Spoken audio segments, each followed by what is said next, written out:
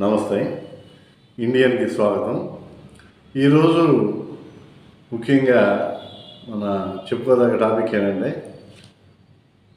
Congress party అలాగే YCP party, ఈ రెండు పార్టీలు ఒకదానికొకటి పెద్ద పార్టీకి వైసీపీ తోక పార్టీయా అనేది ఈరోజు ఒక చర్చనీయాంశంగా మారింది.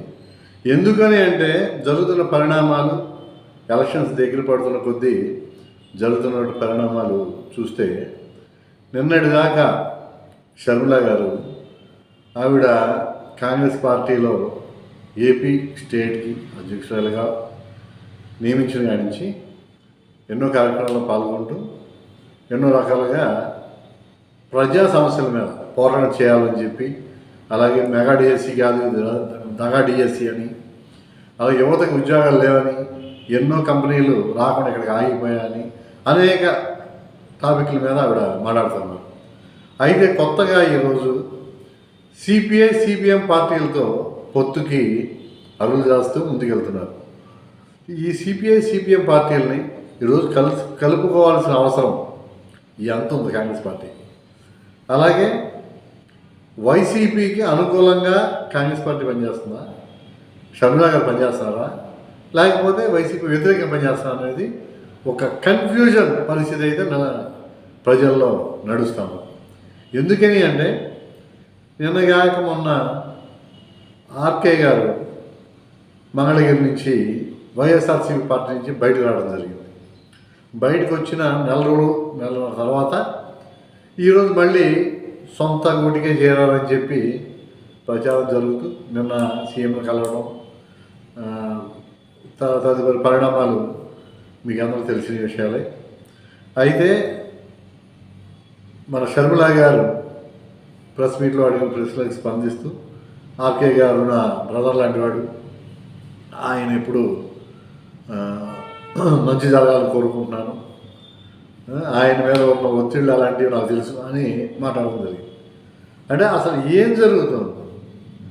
ఒక జనసేన తెలుగుదేశం పార్టీని ఓడించడం కోసం కాంగ్రెస్ ఒక వైసీపీ సిపిఎం సిపిఐ పార్టీలన్నీ కూడా కలిసికట్టుగా పనిచేస్తున్నాయి ఆ స్టేట్లో. లేదు మోడీ గారికి వ్యతిరేకంగా సిపిఐ సిపిఎం పార్టీలకు పనిచేస్తున్నాయా? ఈ అధికార దాహం కోసం ఎన్ని రకాలుగా అంటే అన్ని రకాలుగా మెలికలు తిప్పుకుంటూ పార్టీలని కలుపుకుంటూ చిత్త విచిత్రమైనటువంటి ధోరణిలో నడుస్తూ ఉన్నారు.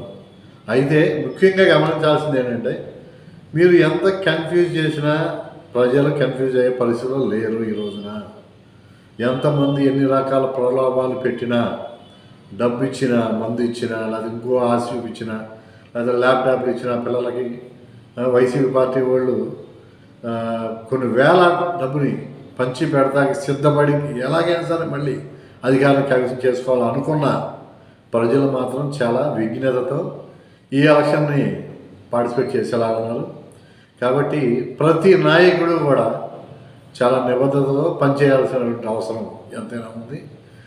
ముఖ్యంగా ప్రజల విషయానికి వస్తే అందరికీ వాళ్ళు ఈ రోజున సర్వేల పేరుతో ప్రజల్లోకి వెళ్ళి మేము అడుగుతూ ఉంటే మా ఛానల్ తరఫున కూడా మేము కూడా కొంతమందిని ఇంటర్వ్యూ చేసి అడగడం జరిగింది. అడుగుతూ ఉంటే దేనికైనా సరే సరైన సమాధానమే తప్ప వేరే ఆప్షన్ చెప్పట్లేదు. ఎందుకనంటే అసలు మేము ఎందుకు మాట్లాడతాం, బయటపడతాం, ఆ రోజు మా ఓటుతో మేము సమాధానం చెప్తాం అన్న రీతిగా ప్రవర్తిస్తాము. వైసీపీ అనుకూలంలో వైసీపీ అనుకూలంగా మాట్లాడుతున్నారు, తెలుగుదేశం అనుకూలంగా మాట్లాడుతున్నారు, జనసేన అనుకూలంగా, సిపిఐ సిపిఎం కాంగ్రెస్ వాళ్ళు అనుకూలం, ఎవరి కాళ్ళకి మాట్లాడుతున్నారు తప్ప ఎవరైతే ప్రజలు అనేవాళ్ళు ఉన్నారో వాళ్ళు ఎవరి విషయంలో ఏమీ మాట్లాడతారు, స్తబ్దుగా ఉన్నారు. వీళ్ళు తీసుకునే నిర్ణయం రేపు ఒక చరిత్రాత్మకంగా ఉంటుందని చెప్పి మేము భావిస్తున్నాం. ఎందుకనంటే వాళ్ళ వినికిడి చూస్తే వాళ్ళు డబ్బులు ఇస్తే తీసుకుంటారు, మందు ఇస్తే తీసుకుంటారు, ఏమైనా ల్యాప్టాప్ లాంటివి కానీ లేదా ఫుడ్ ఐటమ్స్ ఏమి ఇస్తే తీసుకుంటారు. కానీ టోటల్గా ఆ రోజున ఎవరికైతే ఓటేయాలనుకుంటున్నారో వాళ్ళకి మాత్రమే ఓటేస్తారు. మీరు ఎంత డబ్బు ఖర్చు పెట్టినా, ఎన్ని ప్రలోభాలు చేసినా. ఎందుకంటే ఓటరు ఈ రోజున చాలా సోషల్ మీడియా వల్ల కానివ్వండి, లేకపోతే మన ఛానల్స్ వల్ల కానీ, లేదా మన పేపర్లు పత్రికలు అన్నిటి వల్ల ఎంతో ఎడ్యుకేట్ అయ్యి ఎన్నో రకాలుగా ఆలోచిస్తూ ఉన్నాడు. కాబట్టి ఖచ్చితంగా ఈసారి వాళ్ళ వాళ్ళ వాళ్ళు ఎడ్యుకేట్ అయిన విధానం చూస్తే ఆశ్చర్యం కలుగుతుంది మనకి. వాళ్ళు ఏమీ మాట్లాడకుండా స్తబ్దుగా ఉంటున్నారు అంటే మాట్లాడే వాళ్ళందరూ కూడా ఏదో పార్టీకి అనుకూలంగా మాట్లాడేవాళ్ళే, అంతే తప్ప లబ్ధి పొందిన వాళ్ళు మాట్లాడుతున్నారని కొన్ని ఛానల్స్ చూపించి, కొంతమంది వీళ్ళు తెలుగుదేశంకి పాత గవర్నమెంట్ బాగుందంటున్నారని చెప్పి కొన్ని ఛానల్స్ చూపించి, ఇలా అనేక రకాల జిమ్మిక్కులు చేస్తున్నారు. కానీ టోటల్గా ఓటరు ఎడ్యుకేట్ అయి ఉన్నాడు బాగా. కాబట్టి మీ ఆటలు సాగవు అనేది ఖచ్చితంగా చెప్తా ఉన్నారు ప్రజలు. కాబట్టి మీరు ఇంటింటికి గడప గడపకి ఎన్ని ప్రయత్నాలు చేసినా, మీరు ఎంత తిరిగినా, ఏం చేసినా, ఎవరైతే నిబద్ధతతో ప్రజల కోసం పనిచేస్తారో వాళ్ళకే ఓటేస్తామనే కార్యక్రమం ఆలోచనలో ప్రజలు ఉన్నారు. కాబట్టి దీని మీద కాంగ్రెస్ రాష్ట్రాన్ని విడదీయడం అనేది, తెలుగు రాష్ట్రాలను రెండుగా విభజించడం అనేది ఒక పెద్ద తప్పుగా భావిస్తున్నారు ప్రజలు.